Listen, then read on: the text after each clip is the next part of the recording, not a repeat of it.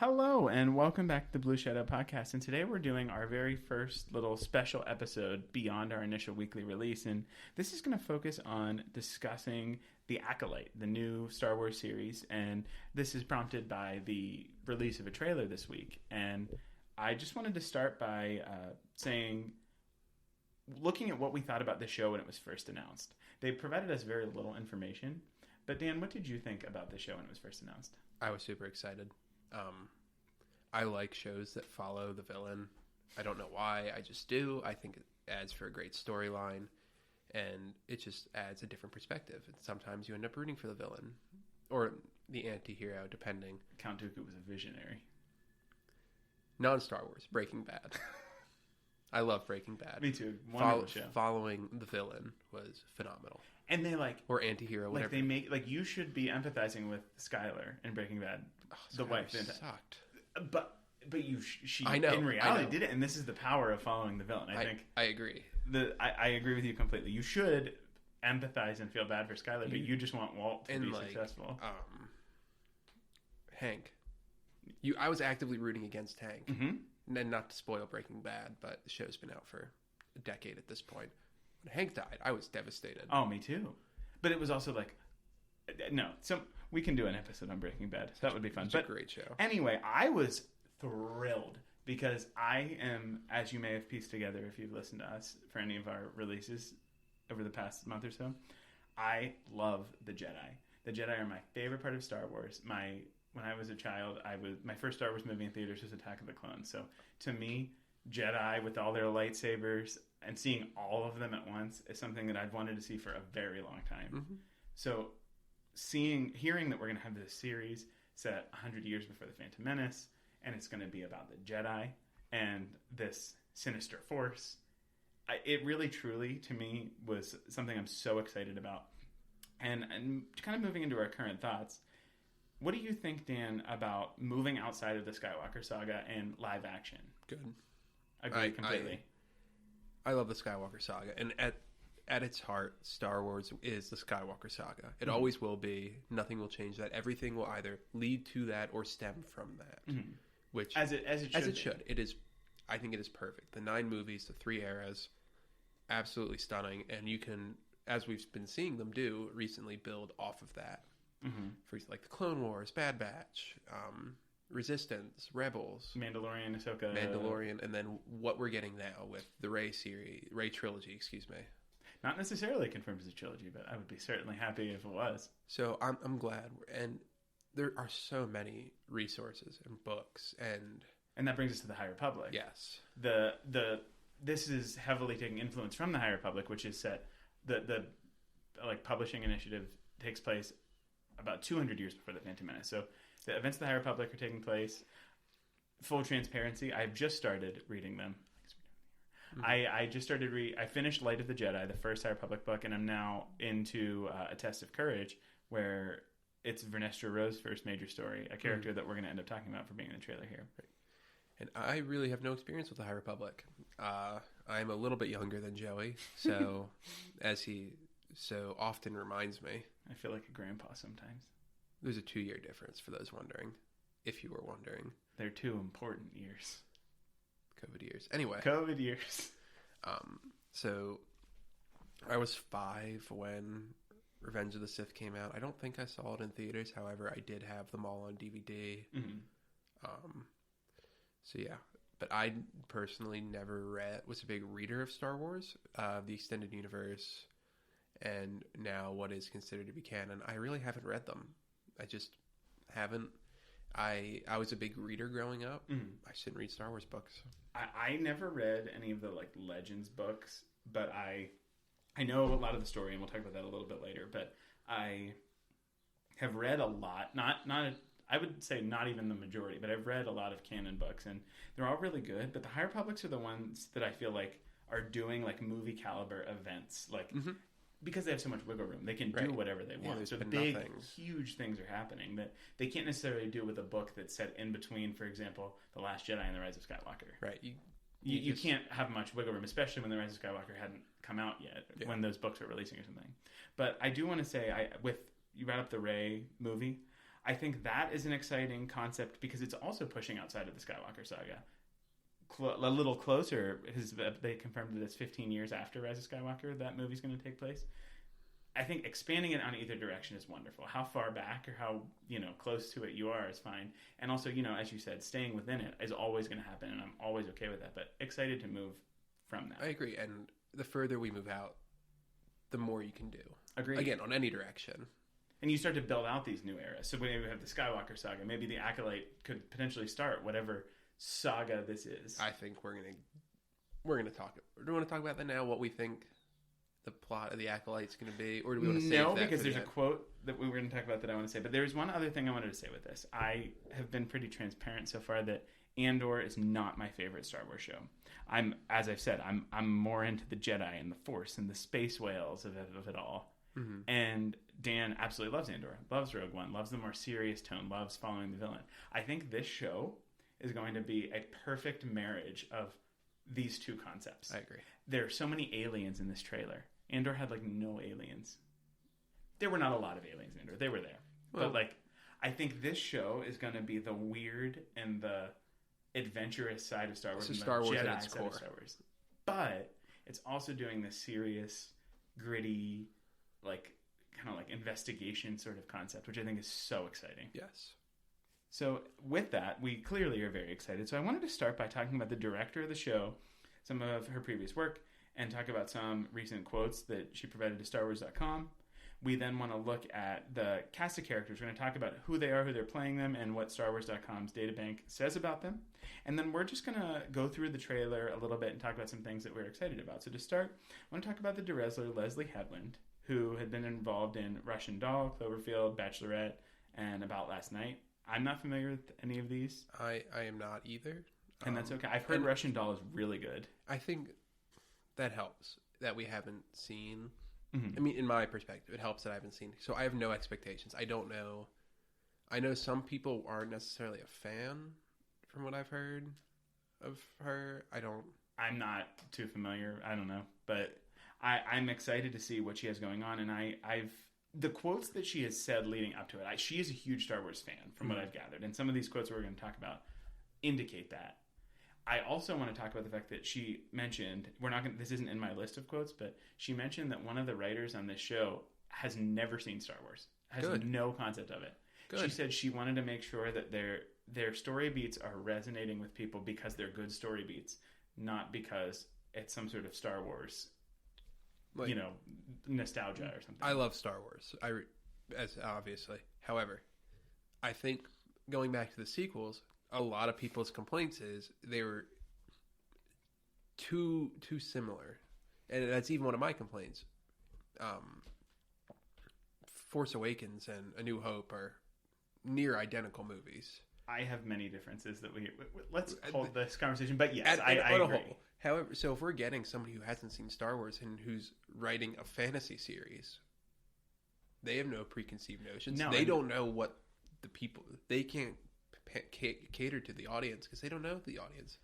It's hard to. For example, if we are going to use The Force Awakens as an example, if the scene on Jakku where Rey says the garbage will do, and then they cut to the Falcon, that is for the fans. That is for everyone who knows what the Millennium Falcon is. Right. I think, and that's not to say that things aren't going to happen in this show.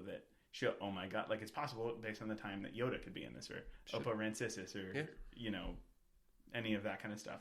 You cut to that, and you're going to cut to Yoda, and everyone knows Yoda. But having someone say, "This doesn't make sense to me. Why are we cutting to this ship? Yeah.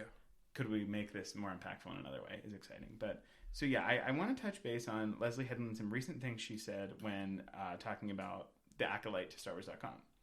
Start by talking about a quote that related to the actors doing their own stunts. She said, "The way that they challenged themselves, they understood that it was important emotionally for the audience to see their faces." I think this is exciting, and it goes into kind of the way that the show is being made. I've seen it said that they're not using the volume at all. They did a lot of practical on-set, on location shootings and stuff. And I think it's just kind of showing not that there's anything wrong with the volume. I think they've really mastered it and made it look really good. Yeah. But I think this is just showing the care that everyone involved with this show is putting into it, and how seriously they're taking it, which I think is always good. Yes. Anything else to add with that one? That's kind of a simple one. Yeah, no, that's you hit the nail on the head. Yeah. So here's a little bit of a longer one with some a break of the quote in between, but an important one. I was so interested in a storyline where the Jedi were at the height of their power, and I don't mean the Phantom Menace, because at that point there's a Sith Lord in the Senate that they're not picking up on. Hedlund wanted to explore further back when seeing a Sith seemed as likely as encountering a Velociraptor. Like, it's a thing I've heard of, but it's not a thing that you would ever consider you'd be interacting with. I'm really excited by this quote. That quote. This makes me want to watch it right now. Where we are in Star Wars and what we've seen is complacency and arrogance are the downfall. Mm-hmm. Whether it's the Jedi, the Republic, the New Republic, we know that this is what's causing the downfall. And I think the Acolyte's really going to start to show what happens. Why does this all-powerful force really start to crumble? And I think it will. And I think that the High Republic, in my experience so far with reading the first book, it hasn't, that like corruption, that complacency isn't there yet. They're still the Jedi are very flexible. The Jedi are aware and more open to certain things. But here, I think we're getting close enough now where you can really tee up what happens in the Phantom Menace, and then thus the whole Skywalker saga. Mm-hmm. So that quote, I'm like, yes, absolutely. The next quote is a really exciting one, and this is one that we talked about when we first watched the trailer because it came out around the same time. Excuse me. It's, if the bad guys are actually the underdog, it just seemed like a cool reversal. And as Dan has mentioned, he's a massive fan of following the villain. Mm-hmm. And this, Star Wars is about the underdog. Right, and I think, as we've seen in Star Wars, not everybody's a fan of the Jedi. I mean, we saw that in Season 7 of the Clone Wars with the Martez sisters. Mm-hmm. How the Jedi are so blinded by where they are, they don't realize what they're doing to people. No. And like, it's all, and the challenge of the Jedi is they're doing what's right and they're trying to be as good as they can. But where I think the downfall comes in is they're like, we tried, whatever. Yeah, we did our best. Not our fault. The town got blown up. It's almost like superhero movies. We saved the city, and then it pans to the city, and the city's in ruins. Mm-hmm. Stuff like that, where there really have been no consequences to the Jedi's actions. And I think what we're going to see is, I really do think we might find ourselves rooting for the Acolyte in this series. It is possible, and that could be what they're going for. And I think it's also interesting that, as we talked about expanding from the Skywalker saga, the quotes that they've mentioned about the Rey movie say that there's some sort of force that doesn't want the Jedi to return.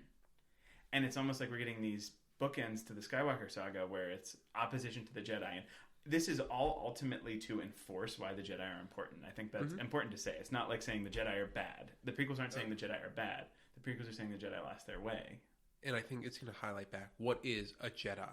Exactly. Not what we see as the Jedi. I think it's easy to forget that the Jedi is a religion. Mm-hmm. And I really do think people forget about that sometimes. And it's like the Jedi, the organization, is where the problems arise, not the Jedi, the people, or the philosophy. Right. And I think that's where Ahsoka kind of comes in. Yeah. Ahsoka the character and Ahsoka the series. Yes. Of doing what a Jedi should do outside of the organization. Right. So, like the Jedi are peacekeepers. They're not generals. No, not and at all. Once they transitioned to generals, we really saw them lose their way. Mm-hmm. Definitely.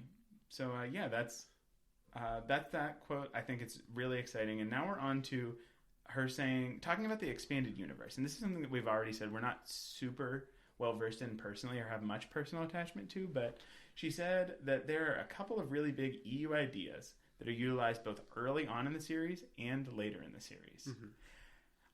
Again, as I mentioned, I didn't know Thrawn from the Thrawn books. I knew of him. I knew the story from YouTube videos and stuff, but I didn't read or have any attachment to Thrawn when he came into Rebels. Mm-hmm.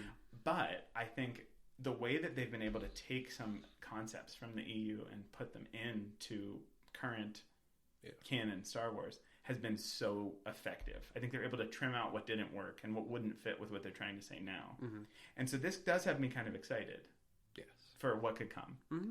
Like, they obviously can't bring in Luke with a bunch of U's in the middle for this. He technically hadn't been born yet.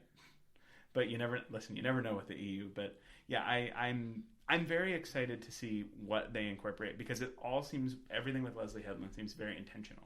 Yes, and I don't know how much creative freedom they gave her. It sounds like a lot. So we have no idea what she's going to bring in, and I don't think she's going to retcon anything, and we're going to talk about that a little bit later. Yeah, but I have seen online people saying that she's going to retcon the Phantom Menace. And that is absolutely not the case. It's nonsense. I want to say that now. And to tee up what we're going to talk about later. Absolutely. 100%. I just wanted that out there. Agreed. And the end of this quote that I kind of cut off is it says, like, it's not, like, necessarily things that, like no one, that she said, I asked if I could do this and no one told me no. So she clearly has a reason for wanting to include them. And I think that's the important thing is when you bring something in, having a reason for it. Right. And that's it. So the last quote I have from Leslie Headland, and I think this is really going to shape the discussion for the rest of what we're going to talk about today, because it means we can't really say too much. It says, whatever you think the Acolyte is, it's not that. It's a drop in the bucket, baby, referring to the trailer. Just hang in there and check it out. Yes.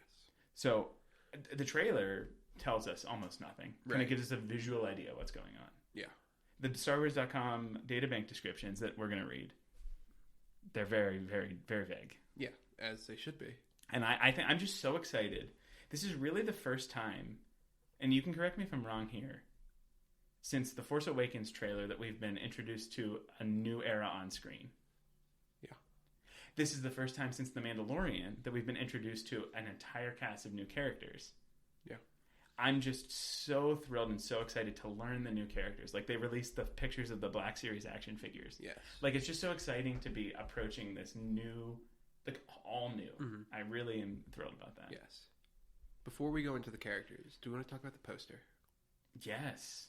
This poster is what kind of highlights the unison between the Andor / Jedi-ness of it. So if you haven't seen the poster, you should really check it out. It's a very good movie poster or show poster. So what it is a stone. I'm assuming it's on the ground. Mm-hmm. There's stone, and we're seeing a lightsaber hilt. And there appears to be a red lightsaber coming out of it. A red blade, excuse me. However, at closer examination, we see that it's blood. Mm-hmm. And the blood is on the lightsaber as well, not just like streaked out as and blade. There is a quote that says, in an age of light, a darkness rises. So I am super excited for that, and I think the poster itself really gave us more information than the trailer did. Oh, yes. It's going to be gritty. It's going to be dark side based, and I'm really excited. And I really do think this will kind of show why the Jedi starts to fall, and how this will be the beginning of the end of the Republic. Yeah, I 100% agree. And they threw, and I can't say who came up with this first or found this, but some action figure investigators on Twitter figured out that the lightsaber hilt on the poster is Carrie-Anne Moss's character Indara. So do with that information what you will, but we can talk more about that later. Yes. So the poster is fantastic. It just, everything about this seems like they're really taking their time and care to promote it well, because it is a new era. The casual Star Wars fans might not really know what's going on. And that's fine. I think the show will give you enough information where you don't have to. And Agreed. As you're going to talk about the characters, as somebody who has some experience with the High Republic, I have none. Mm-hmm. And we can kind of talk about what we expect and how our differences are informed versus uninformed opinions of these characters. I think at the end of the day, the High Republic, my experience with it so far is just cool. And I think there's lots of people that are going to say, all right, sure. Yeah. So with that, are you ready to talk about some characters? Yeah, let's do it. So if you are intrigued on looking at the pictures and following through with us, you can go to StarWars.com and look at the databank. There's a whole section on the Acolyte, and you can look at the pictures, the characters. We're going to add the actor that's playing them and some of their previous work, and then I'm going to read the databank description, and we'll see what we think. So the first character on the databank in order, I think this is an arbitrary order, is May. It might be, not to cut you off, it might be the first appearance we get in the trailer. Could be. In that order. I think that seems reasonable. So it's May. This is played by Amanda Stenberg, and she has previously been in the Hunger Games. She played Rue. I was excited to learn that. I was a big Hunger Games fan. And The Hate You Give. I'm not familiar with that one, but not either. I remember I was just excited to see her at Star Wars Celebration last year. She cosplayed as Padme. Mm-hmm. Again, just kind of highlighting the fact that these people care about this. Yes, and that's good. I'm glad they got actors and actresses who are willing to get into it. Mm-hmm. I mean, there's been times where you see these big name actors, especially in movies, who really don't care about the role they're playing, and they kind of just do it. Like, the one that comes to mind is Marlon Brando in Apocalypse Now. Mm-hmm. They hired him because he's Marlon Brando, and they almost had to kick him off because he was just so disruptive and just didn't want to get into it. But the showing up to Star Wars Celebration in cosplay, it's a good sign. It is an excellent sign. Great sign. And for May, the databank description is, May gets swept up into a sinister mystery, one that puts her into the center of a conflict in unexpected ways. And if you thought to yourself, wow, that's awful vague, get ready because there's going to be a whole lot of that. Good. So we don't really have too much to say on that. And we can kind of start drawing some connections to these maybe as we watch a trailer or read more. Yeah. The next one is Saul, Jedi Master Saul, and it's played by Lee Jung-jae, who is in Squid Game and Hunt. I absolutely love Squid Game. I thought it was so good, and I thought he was good in it. And when I saw that he was going to be in Star Wars, I was super excited. It was announced right around the time that Squid Game was super big. Yeah. So I think he's going to be great. And the description for him is, Master Saul is a wise, highly respected, powerful Jedi Master, strong in the ways of the Force, who is going through an emotional conflict. Yes. Very descriptive. Yeah. And again, like you said, that's the theme. Intentionally. It sounds like from Leslie's quotes, and especially from that, they don't want us to know too much. No, and I would prefer that. Yeah, I want to be surprised. I am intentionally not going to read the High Republic books. I just want to go into it with an open mind, because I feel like if there are any criticisms of this show, which there will be, there always is, because Star Wars fans are the most rational people in the world. They're so happy, and I don't want a criticism to be, well, that's not how the books did it. And I think it's so far enough removed from it that it shouldn't be.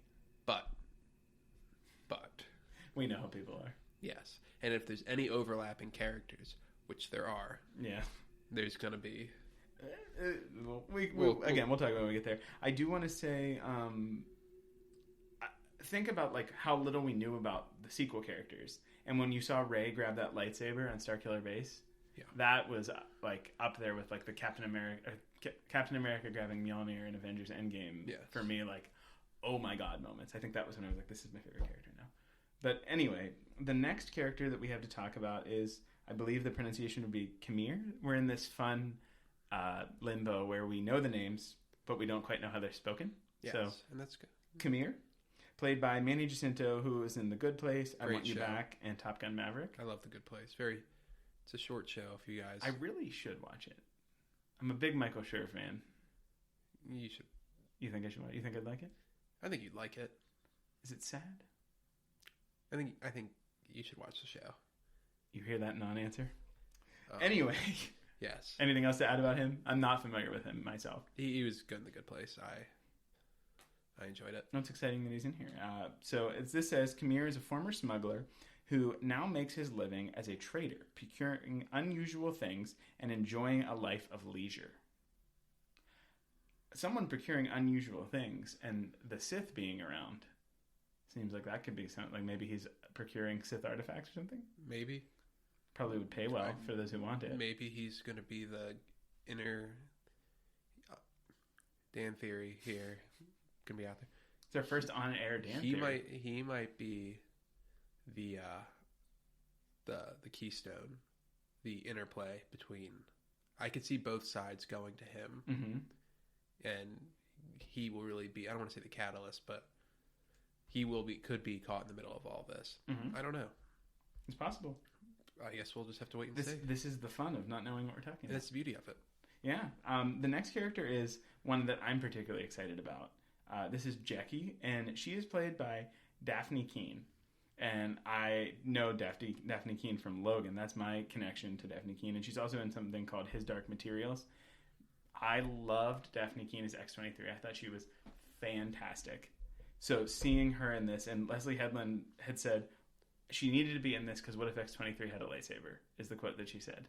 So that's all it needs. That's really all you need to be. And I do want to point out that her species is one that we've seen before. Let me double check. She is a Thelan human hybrid, and the Thelan is one of the dancers in Jabba's palace with the pink hair. You know, she came with the Boba Fett. Oh, I know who she is. Yeah, so that's the same species. Interesting. Which is really cool. I don't have this with that. I don't need them. Anyway, Jecki. The description on Databank is Jecki is a Padawan apprentice to Master Soul. Although she is young, she projects calm and conducts herself with maturity. Sounds familiar. I'm very excited about this character. I think Daphne Keen's wonderful. I haven't seen her in anything since Logan, and she, was very young when she did that. Yeah. So it should be cool to see her in this role. Anything else on her? No. Next is Yord, and again, bear with us on the pronunciations. Yeah. Yord is played by Charlie Barnett, who was on Chicago Fire and Russian Doll. Russian Doll, we mentioned earlier, is something that Leslie Headland was directing. And Yord's description is Yord, a Jedi Knight and guardian from the Jedi Temple, is an overachiever, a rule follower. His need to be a by-the-book Jedi can cloud his mind. And this, I feel like, is indicating something that you mentioned previously with, like, some of the problems that the Jedi Order faced in the prequels. I agree. The trying, it's going to sound bad, trying too hard really could be their downfall. And I do want to make one comment about Yord, and not to jump ahead to the trailer too much. Mm-hmm. However, we did see a lot of yellow lightsabers. We did. Who has the yellow lightsabers? The Temple Guards. Mm-hmm. Not necessarily Grey Jedis. Temple Guards have yellow lightsabers. Okay, let's do this. I don't know if we've done this on air. There's no such thing as a Grey Jedi. I agree. I know. But that is commonly, yellow is Grey Jedi. The yellow lightsabers are Temple Guards. That has been shown time and time again in the Clone Wars. And remember, the Kyber crystal chooses the color. The person doesn't choose the color. So I've seen people talking about, like, oh, why are there so many yellow lightsabers? It's the Temple Guard. I think you could think about, like, the prequels as there's not many yellow lightsabers. It's just the Temple Guards, because are you guarding the Jedi Order or the actual, like, philosophy of the Jedi? It could be, like, an actual, like, indication. What is a Jedi? Exactly, and that's a great question. And I think the show will start to get at that. Yes, I agree. And I think the abundance of yellow lightsabers could be on purpose. Yes. And I think, again, this show knows what it's doing, it seems. Agreed. And it could also just be our favorite rule, the rule of cool. I was really looking forward to Rey being the first with the yellow lightsaber on screen, but hey. She was. She was, but she didn't get to wield it. But Battlefront 2 gave me my wish fulfillment there. And the Lego Star Wars Skywalker Saga. Anyway. And, the Hasbro Black Series. I do, in fact, have that. When I passed my first qualifying exam, that was my gift to myself. Nice. Anyway, our next one is a big one. This is Vernestra Vern Rowe.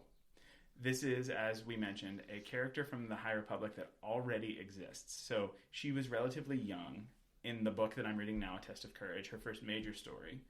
And she's played by Rebecca Henderson, who is in Appropriate Behavior, Compliance, and True Story. I'm not familiar with her. Neither am I. Vernestra's databank entry is long, and I'm going to read it, especially because it could bring Dan up to speed if he's not familiar with some of the things.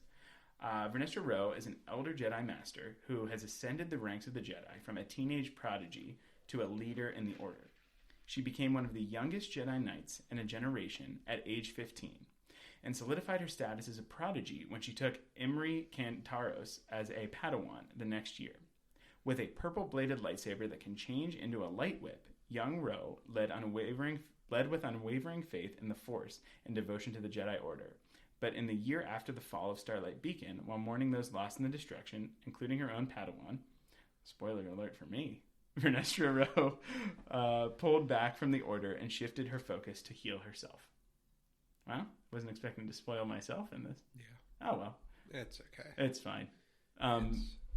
Yes, though, there's a lot going on with her, and the current state that I have her, she's like bright and bubbly, and I think this is showing how she can change. And we don't necessarily know where the Acolyte is in relation to the book, necessarily. Time-wise? Yeah. It is probably like, I would say around 100 years after. So does Vernestra's species just live? So she's Mary Allen, like Luminara. Mm-hmm. So I'm not sure of their lifespan, but clearly even if it isn't the case now, they're shifting it so it is. Does that mean she comes fully back to the Jedi Order? Because in the trailer, we saw her in Jedi robes. And Jedi robes, and in the Jedi... Yeah. Presumably in the Jedi Temple. Yeah, so... We don't know. We're not going to jump ahead of ourselves. No, but we're going to take Leslie's advice and just be open to it. Ride it out. Seriously. But it's exciting that they're pulling in... This is an opportunity to say it's exciting that they're pulling in a lot of High Republic influences. A lot of work and effort was put into creating this new era where the Jedi, for example, have like ceremonial robes and their mission robes. The mission robes are like more leather, and the ceremonial robes are like the gold ones that you might have seen like on Twitter or in the covers of the books or something.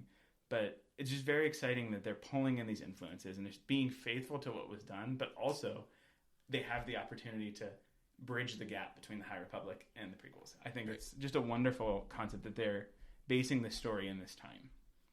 We got 3 more. The first is Mother Anastasia, played by Jodie Turner-Smith from Queen and Slim, After Yang, and Anne Boleyn. And this was my favorite databank entry because it taught me something that the trailer doesn't necessarily show you. Mother Anastasia is the leader of a coven of witches who value their independence and the preservation of their beliefs and powers. I was thrilled in Ahsoka this past year when the general population was exposed to the Night Sisters. And I love when the Force is used in new and inventive ways beyond the view of the Jedi and the Sith. Right, because you don't have to be a Jedi or a Sith. No. Because remember, what is the Force? Force is this omnipotent... Force. For lack of a better word, omnipotent force who really anybody can tap into. Some people are just more prone to it and are just better at it than others, hence the Jedi. However, everybody's one with the Force, and the Force is one with them. Oh, not sure. Yes, not to throw that cliche out there. However, it is important to remember that in Star Wars, the Force is not limited to the Jedi or the Sith. And I think it'll be interesting to go through the trailer with this concept of knowing that she's the leader of a coven of witches. Yeah. And so it's just a very interesting character. The next one was another one I was really excited about. It's Kalnaka. This character is a Wookiee Jedi, but it's played by Jonas Suotamo, who has played Chewbacca in most of the scenes in the sequels. Peter Mayhew did some of the lesser action-focused scenes in the sequels. But Jonas Suotamo played Chewie in the sequels and in Solo. So this guy knows how to work in a Wookiee costume. And I think Chewie had a very defined body language from Peter Mayhew that he was able to replicate amazingly. I agree. But I'm really excited that he's able to turn this and kind of create his own body language, create his own character from scratch. And a Wookiee Jedi is always exciting. We know Benji from the Clone Wars. So few of them. There's one in the High Republic books called Buryaga. And we now have Kalnaka. And the databank entry for him is... Kalnaka, a Wookiee Jedi, is a loner who lives a solitary life. Not much we can say about that. And I guess he won't be too much of a loner if he's... Not for long. No. I do want to say one thing about the High Republic. They were a lot less strict about, like, once you made the rank of Master, you could kind of go do whatever you want. Yeah. Like, it's like if you think about, like, the academic sense, it's like a permanent sabbatical. Yeah. Like, you could just go to these offshoot temples, experiment with the Force, learn about cultures, do whatever you want, really. So this could be like he's done his thing, didn't really want to be in the temple anymore, and kind of lives on his own. So that's just a concept that kind of reminded me of. And then finally, we have Indara, played by Carrie-Anne Moss from The Matrix, Jessica Jones, Memento, and my most recent experience with her is playing one of the characters in Horizon Forbidden West. You didn't know it was her face. They mocapped her. So good. Such an interesting character that she played.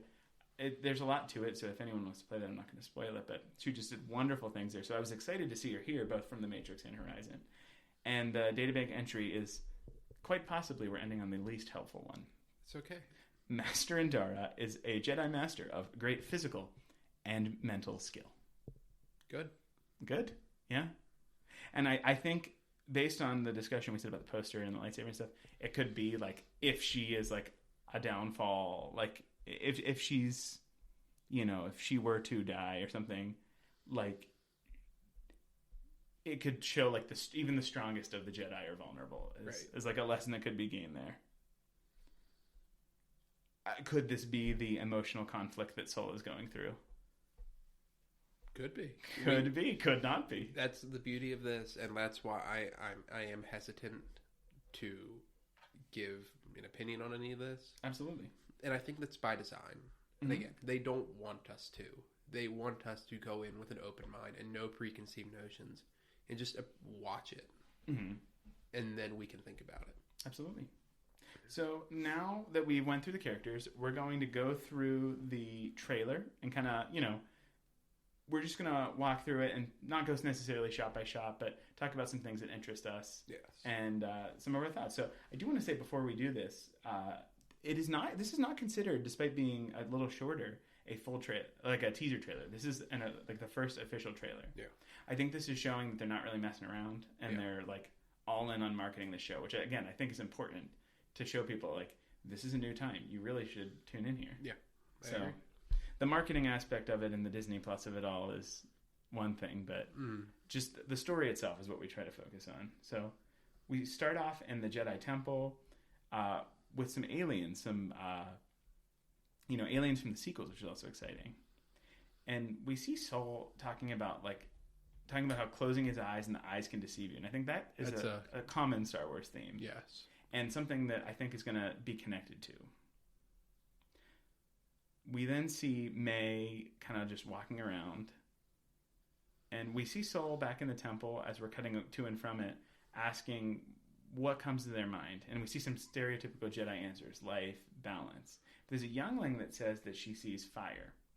Do we think that's May? So a previous quote or leak or something said that May was a former Jedi and needs to reconnect with her master, who I believe is Sol, based on what they said at Star Wars Celebration and stuff. So I think it's very possible that was May. That was my first instinct, that as we're seeing, just going with other Star Wars, the Sith many of them have been former Jedi. Yeah. And who lost their way or who became disgruntled with the Jedi. And even some people have left the Order without becoming Sith, so it doesn't appear, we don't Vernestra. see. It doesn't necessarily know that Vernestra. I don't know that Vernestra left the Order. I think she took a step back in terms of leadership and stuff. But I think we can talk more about May as we go through. Mm-hmm. So we're picking back up. Cut to Carrie-Anne Moss's character Indara. And we see May starting to fight with Indara. And I think this is really interesting because I really enjoy seeing the Jedi fight with lightsabers, obviously. But without lightsabers is really interesting. And we saw this in Ahsoka with Ezra. Yes. Really interesting and really exciting. And we could argue that in the Skywalker saga, most of the Jedi fought with lightsabers. And one could make an argument that that's kind of their downfall. They became too reliant on their lightsaber instead of the Force. Mm-hmm. Like we just saw, Indara only used the Force and really didn't even lift her hands. Mm-hmm. Kind of just dodged. So Jedi-ish. Defense, not attack. Yeah. I think, again, just highlighting how it's everything seems deliberate with this. And the way they're handling it is very exciting. So with that fight, we then resume to Yord talking about how saying someone is killing Jedi and it doesn't make sense. This, they mentioned, he's the overachiever, the rule follower. Yeah. Maybe lacks a perspective of what the Jedi could be doing wrong. And we don't necessarily at this point know what the Jedi are doing that might be wrong. Are they doing anything wrong? Exactly. Is Yord being too, dare I say, radicalized?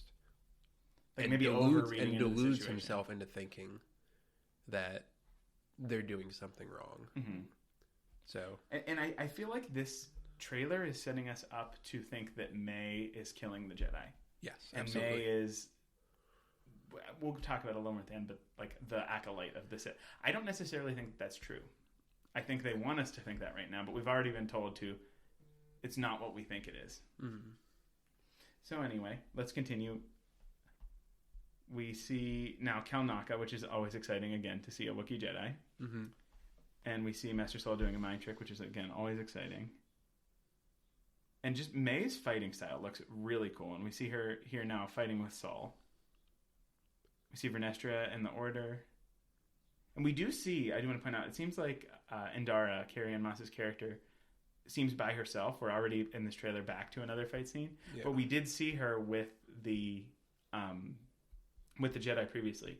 Now, whether there's some sort of flashback thing going on, clearly, I think if we mention that May could be that Padawan or the youngling, could we be jumping back and forth? Could that be something previously? Who knows? Have anything else to add in?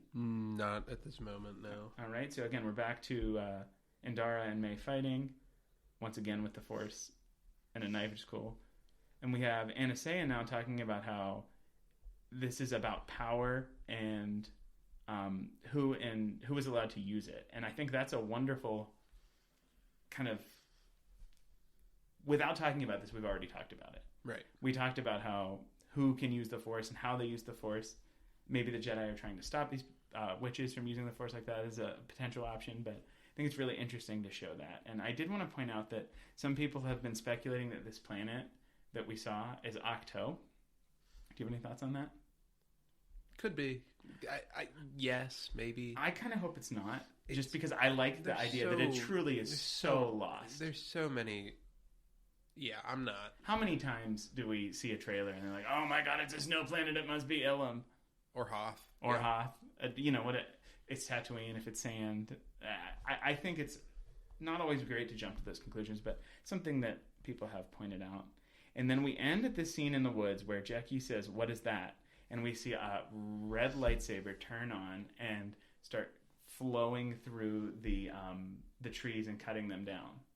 And I want to then continue to where we see a bunch of lightsabers turn on. Can we go back just 1 second to when the lightsaber, the red one, ignite that? Any guesses? I want to start out by saying I hope it's a new character. I hope it's. I think this is the time where we have our discussion on Sith or not Sith. Yes. The discussion that Dan brought up earlier is the notion that if the Jedi see the Sith, it breaks canon if this is a Sith. Foolish notion.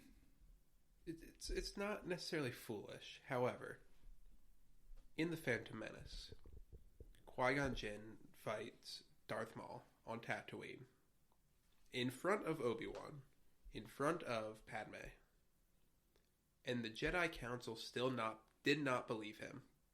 So, and this quote that Ki-Adi-Mundi says, "The Sith have been gone for millennia," or something like that. It just shows their complacency, and I think that is what this show is going to highlight. That all the signs were there. I mean, not to get too far into the Star Wars Jedi being complacent, Count Dooku even tells them it's already over. He did? The Sith has already infiltrated the Senate, and they still didn't believe him. No, and I think in addition to that concept where the Jedi have openly just been like, yeah, sure, whatever. I don't sure, trust the Sith you. are back, yeah, whatever. It's also possible that this person is not even Sith. Yeah. It does nothing necessary. I mean, Anybody some of the quotes from Leslie Headland imply that it's the Sith, but maybe this person themselves isn't a Sith yet. Maybe just because we've seen a lot of red lightsabers doesn't mean there's a Sith. Give us some examples of red lightsaber people that aren't Sith. Ventress. Darth Maul. Yeah. After becoming just Maul, not Darth Maul. Yeah. Savage. Yeah. Terran Malicos from Fallen Order. I know you haven't necessarily done that yet. Any of the Inquisitors. Any Inquisitor. We could go on for a while. And I think this just highlights a point that is not a concern that I think people need to have right now. Right. Again, if they mess it up, which they're not going to. We already talked about the care that this show is placing. So if they mess it up, then you can have a problem, but they're not going to yet. Yeah. So then we see we've now seen all the lightsabers tonight, and we've seen this person push back an entire row of like 5 Jedi all at once. So whoever this is very powerful. Indara. Oh my goodness, excuse me. Oh God, are we doing a theory already? Might as well. Okay, Dan thinks that Indara is a Sith. Let me look at the hand. This is on our Bad Batch show. We talk about Tech Watch. This is Sith hand watch. This is pure speculation, and I said it kind of to say it. Okay, so it does look like a female hand. I'm not going to lie to you. Yeah. And we know that Indara has immense physical and mental skill.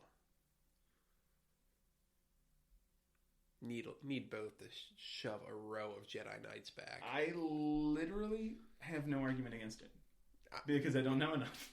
I know, but as I imagine this, who this is going to be exciting to find out. Yeah. The last thing I want to talk about.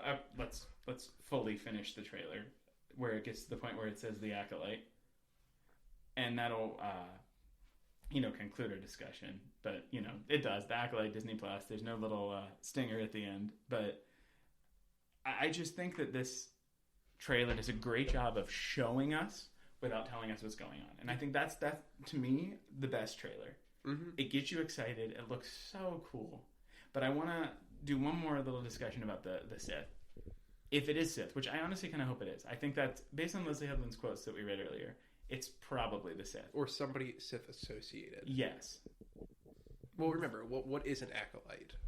Do you have it pulled up? I'm pulling it up. As Dan pulls it up, I want to point out, yes, it could be Plagueis, who is, Palpatine's Sith master. It could be Darth Tenebrous, Darth Plagueis' master.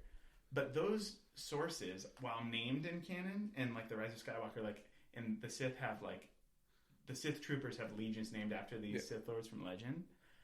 It's not necessarily true anymore that these are we know Plagueis is Palpatine's master, but and it's muddy what happens before that. Yes, and an Acolyte is a person who helps with a religious service. Mm-hmm. So much like the Jedi, anybody who helps the Jedi are technically acolytes in a way, because the Jedi is a religion. Mm-hmm. So could the Sith be doing something? Could they? I don't know. Could this be the year? Could this be when Plagueis gets into power? It could be. It could be before, in canon, and I think Star Wars explained for doing the math on this, but in canon, Palpatine would not have been born yet. I don't think he would be. Yes. Darth Plagueis would have been technically alive in Legends. And it could just be, we know the rule of two. I don't know the lineage, but could it be the slaying of the master for...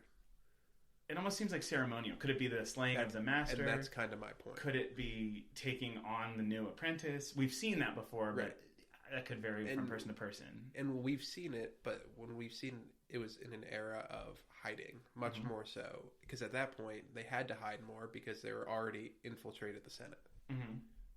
And, the Anakin one kind of seemed a little like emergency situation, emergency power sort of thing.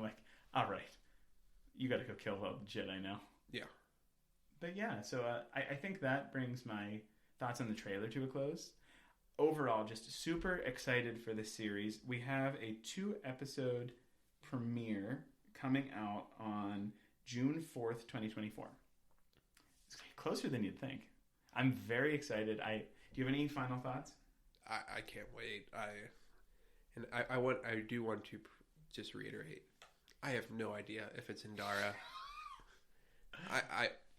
I like to throw theories out there. He does. We've toyed with and may end up doing, as we have more to theorize about, a show called Dan Theory Thursday, where it's brief. Dan throws a theory out.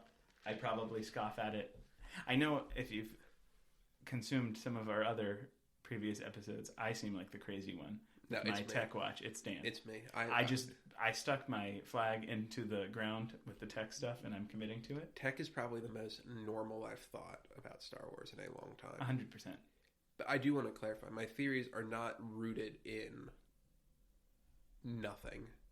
There's always something that makes me think that, and I don't just pull it out of the air. Dan's theories are often unlikely, but never impossible. I do, and my reasoning is, why could it be Indara? As you said, it is Indara's lightsaber on the poster that has a red blade coming from it. That could also imply that she was killed. She was killed. Or converted. Right. We don't know. But I agree, it does look like a female hand. And honestly, we could be overthinking it. It might just be May. It could be.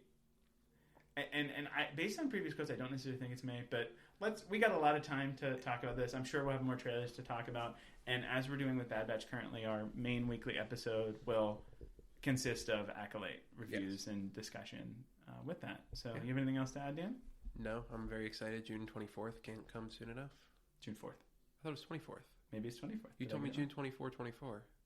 I said June 4th, 24th. I thought you told me June. Let's clarify this before we go. Not that it's still a while away.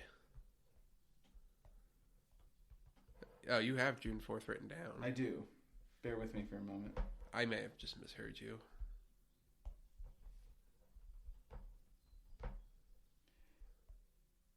I don't know why I'm struggling. June 4th. June 4th, 2024. I apologize, everybody. The Acolyte will be released, and we will be certainly discussing it. With that, thank you so much for tuning into our little special episode talking about the Acolyte. Please feel free to follow us and leave us a review on your podcast platform of choice. Follow us on Twitter at Blue Shadow Pod, Instagram at Blue Shadow Podcast, and our Facebook page, Blue Shadow. Anything else to add, Dan? No, thank you so much for listening, and hopefully we get to have more of these discussions. Absolutely. Thanks again for listening. Keep an eye out for our Bad Batch review on Tuesday, and we will see you next time.